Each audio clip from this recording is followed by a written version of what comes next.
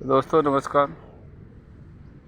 स्वागत है आपका हमारे चैनल एजुकेशन करियर में। और इस चैनल में हम देते हैं आपको ऐसी महत्वपूर्ण जानकारी जिस जानकारी के माध्यम से आप अपने करियर को, आप अपने भविष्य को एक उज्जवल बना सकते हैं, उज्जवल दिशा में ले जा सकते हैं। तो दोस्तों आज के इस वीडियो में मैं आपको देने वाला हूँ एक महत्वपूर्ण जानकारी जिसके माध्यम से आप अपना करियर डेवलप कर पाएंगे।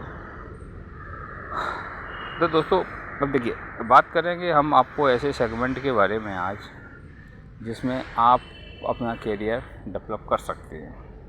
तो देखिए, अब मैं आज आपसे बात करने वाला हूँ मेडिकल की।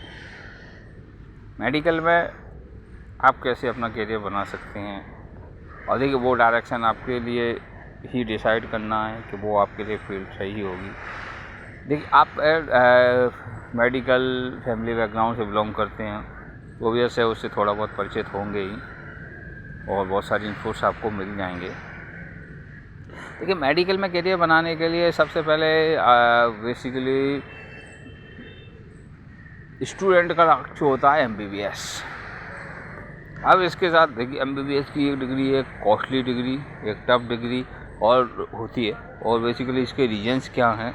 इसके रीजन्स ये हैं कि यहाँ पे जो मेडिकल कॉलेज हैं वो बहुत कम है। तो यहाँ पे मेडिकल के कॉलेज कम होने की वजह से MBBS में उतनी आसानी से एडमिशन नहीं मिल पाता है, तो वो बहुत टफ होता है। लोग वाग लगे रहते हैं। बच्चे को डॉक्टर बनाना है तो शुरुआत से उसकी तैयारी करवाते हैं पेरेंट्स। उसकी 8वीं क्लास से ही 10वीं क्लास से उसको रेडी करवाते हैं। वो नीट का एग्ज़ाम फाइट करे, ठीक है, स्टेट लेवल पे PMT का एग्ज़ाम होता है, वो फाइट करे, वो फाइट करके वो फिर उससे सीट मिले तो वो उसका एडमिशन हो। फिर एडमिशन होगा, 5 साल वो स्टडी करेगा, फिर वहाँ से पास आउट होगा, फिर वो जाके डॉक्टर्स बनेगा। तो ये सारी मतलब पूरी प्रोसेस है। पर उसकी फ़ीस इतनी है, एडमिशन होने के बाद भी आप उस सारी फ़ीस के कहाँ से पे करोगे आप, वो काफ़ी कॉस्टली होता है। फिर उसके बाद उनके जो मशीनरीज हो गए हैं, फिर जो उनके इक्विपमेंट होते हैं, मतलब स्टडिंग वो काफ़ी कॉस्टली पड़ती है। सबसे पहले टफ ये है कि MBBS में एडमिशन होना, ठीक है। अब देखिए दोस्तों, अब इसके साथ साथ ही अब इसके साथ एडिशनल ऑप्शंस आपके पास होते हैं। जैसे मान लीजिए आप MBBS डॉक्टर नहीं बन पाते हो, ठीक है, MBBS में आपका एडमिशन नहीं हो पाता है, तो दोस्तों उसके लिए बहुत सारे सपोर्टिंग आपके पास ऑप्शंस होते हैं। जैसे BMS आप जा सकते हो, BHMS आप कर सकते हो, BDS आप कर सकते हो, और इससे रिलेटेड पैरामेडिकल के ऑप्शंस आपके पास आजकल इतनी डिग्रियां इस मेडिकल प्रोफेशन में हो गई हैं।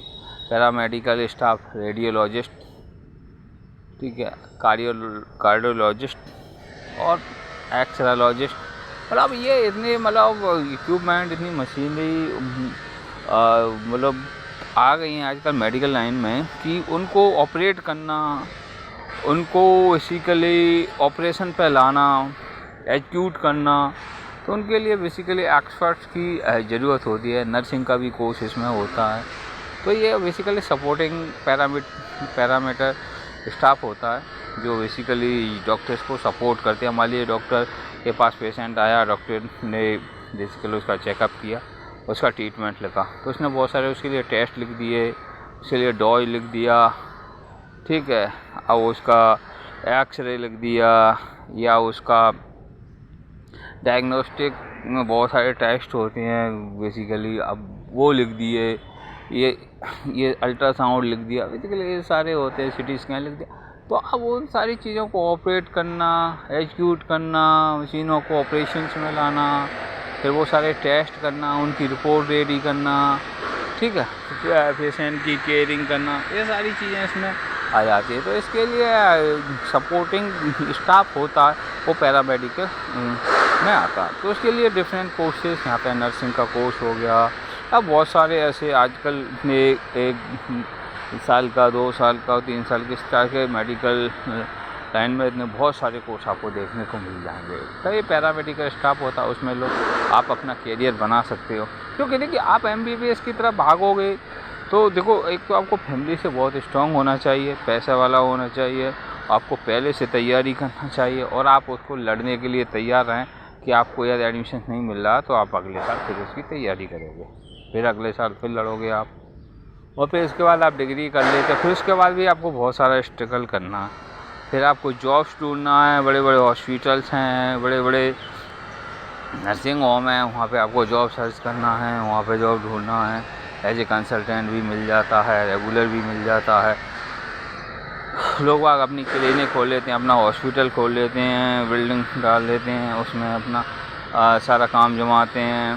तो अब धीरे धीरे इस फील्ड में भी कंपटीशन बढ़ता जा रहा है, क्योंकि अब मेडिकल कॉलेज भी बढ़ गए हैं, सीट्स भी बढ़ गई हैं, लोग बाहर से भी मेडिकल की डिग्रियां करके आ रहे हैं हिंदुस्तान में, ठीक है ना। तो सारों ये सारी चीज़ें जो होती हैं दोस्तों, अब इसके लिए आपको पूर्ण तरीके से तैयार रहना है कि मतलब आपको ये सब डिग्री आपने कर ली, आप सब कर रहे हो, फिर उसके बाद आपके पास उतना पैसा, उतनी सारी चीज़ें होना चाहिए जिससे आप मार्केट में सर्वाइव कर सको, अपना बिजनेस, अपनी क्लिनिक खोल सको, अपना हॉस्पिटल खोल सको। तो ये सारी चीज़ें आपके माइंड में पहले से सेट होना चाहिए कि नहीं जी, ये चीज़ नहीं हुई तो हम ये तो कर ही लेंगे। तो दोस्तों ये सारी चीज़ों के लिए आपके से पूर्ण तरीके से आपको रेडी होना चाहिए मेडिकल के लिए। अब चलिए दोस्तों, अब हम बात करते हैं सपोर्टिंग स्टाफ जो होता है पैरामेडिकल। जैसे हमने बहुत सारे आपको डिग्रियां सजेस्ट की, MBBS के बाद आपको ऑप्शन नहीं मिल पाता है तो आप BDS में जा सकते हैं, BMS में जा सकते हैं, BHMS में जा सकते हैं, सारे आपके पास ऑप्शंस होते हैं। बट मेडिकल जो MBBS है वो टॉप पर आता है आपका सबसे पहले। अब क्योंकि अब डेंटिस्ट लोग बाग बन जाते हैं तो उतना उनका बिजनेस नहीं चलता है, उतने ऑप्शन उनके पास जॉब के नहीं होते हैं, ठीक है। करेक्ट। अब बेसिकली MBBS होता है तो ये बेसिकली OPD में आता है और यहाँ पे ज़्यादा बेसिकली इनकी डिमांड रहती है।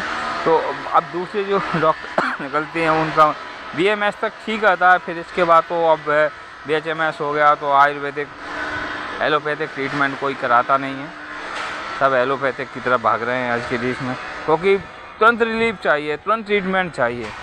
तो ये सारे रीजन्स हैं यहाँ पे। तो आप ये सब, अब इसके साथ ही पैरामेडिक आप चाहते हैं नहीं जी मैं तो भी नर्सिंग का कोर्स कर लिया है, जल्दी से कोई जॉब मिल जाए और 20-25 हज़ार का, उसके बाद आप ट्रेनर हो जाऊँगा, एक्सपीरियंस बढ़ जाएगा तो और अच्छा जॉब मिल जाएगा।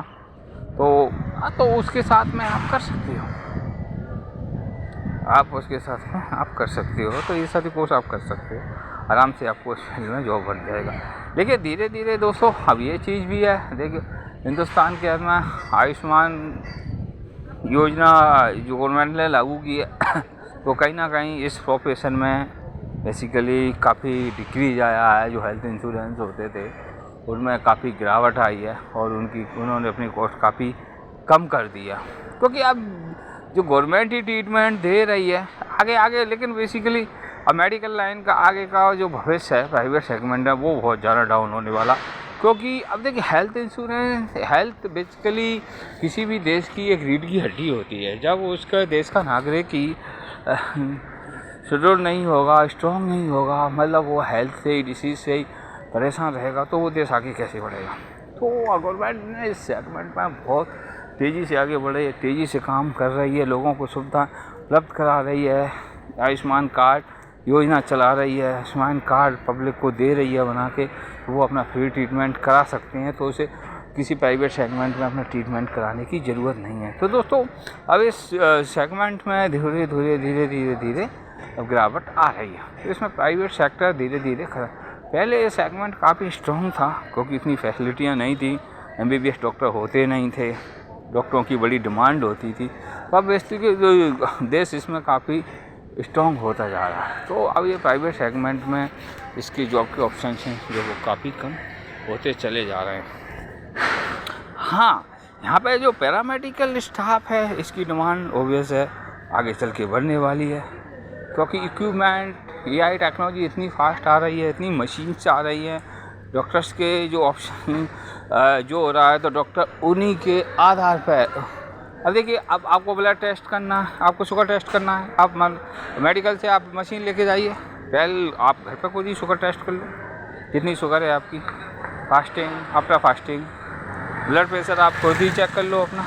तो मतलब इतनी ऐसे इक्विपमेंट मतलब नॉर्मलाइज ये सारी चीज़ें हो रही हैं, जेनिक सारी चीज़ें होती चली जा रही हैं। तो दोस्तों अब ये काफ़ी फैसिलिटी बढ़ रही है इसमें, इसलिए यहाँ पे जो जॉब के ऑप्शंस हैं वो कम होते जा रहे हैं। तो दोस्तों आप हमारी चैनल एजुकेशन कैरियर को सब्सक्राइब करना ना भूलें, साथ ही बेल आइकन को प्रेस कर लें।